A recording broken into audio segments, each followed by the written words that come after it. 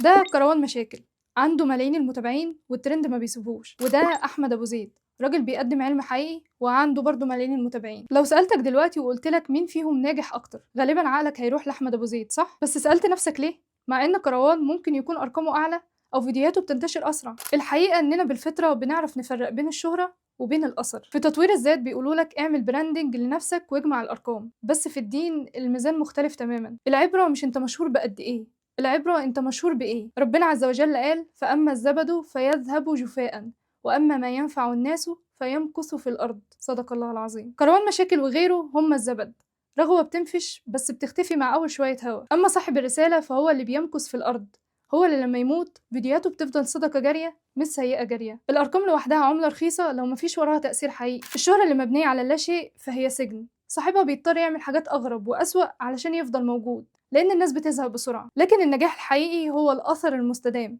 أحمد أبو زيد لو بطل ينزل فيديوهات سنة هيفضل مرجع، وهتفضل فيديوهاته القديمة تغير حياة ناس. لكن كروان مشاكل لو غاب أسبوع الناس هتدور على مشاكل غيره يضحكهم. اللي عايزة أقوله لك، ما تقيس قيمتك بعدد المتابعين اللي عندك، قيسها بكم واحد حياته اتغيرت أو اتعلم معلومة بسببك. الشهرة مسؤولية، يا إما تكون شاهدة ليك يا إما تكون شاهدة عليك. وسؤالي لكم دلوقتي، تفتكروا لو السوشيال ميديا اتمسحت بكرة مين اللي هيفضل موجود في عقول الناس؟